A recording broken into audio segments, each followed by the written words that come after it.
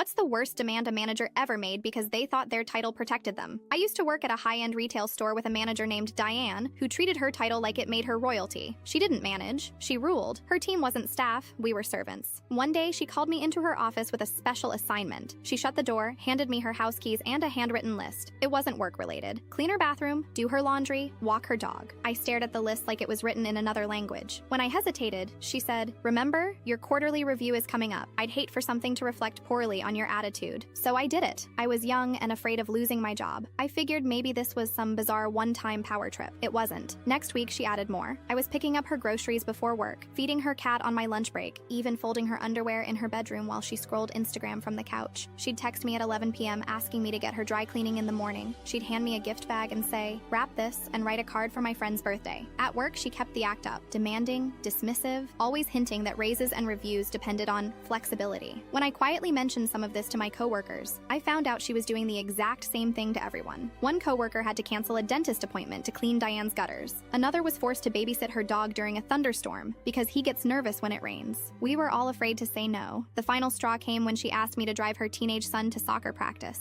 That alone would have been outrageous, but the practice was 2 hours away, on a Saturday. I said, "Sorry, I already have plans." She laughed in my face. "Your plans don't matter," she said. "I sign your paychecks." That night, I snapped. I spent hours compiling everything. Screenshots of text messages, security footage of her giving non-work-related orders on company time, notes from coworkers willing to speak up. One had even kept a log of errands she was forced to run. Another had a voicemail of Diane demanding she steam her dress before a dinner date. The next morning, instead of driving her son, I walked straight into HR. I handed them a flash drive and a manila envelope. By that afternoon, they called me in. I expected to be fired. Instead, they asked if I'd be interested in Diane's job. Turns out she was already under review for leadership concerns. My complaint triggered a deeper investigation that unearthed everything. Not just the personal errand abuse, but actual embezzlement. Diane had been using company funds to pay for a luxury vacation she claimed was for recruitment networking. She was fired on the spot. Security escorted her out while she screamed that we were all ungrateful traitors. Her final words as she left the building were, "You'll regret this, I made you all." We didn't. I didn't take her job. I found something better not long after. But I did attend the farewell party. Not the official one. The one we threw ourselves in the break room, complete with a glittery poster that said, "Freedom"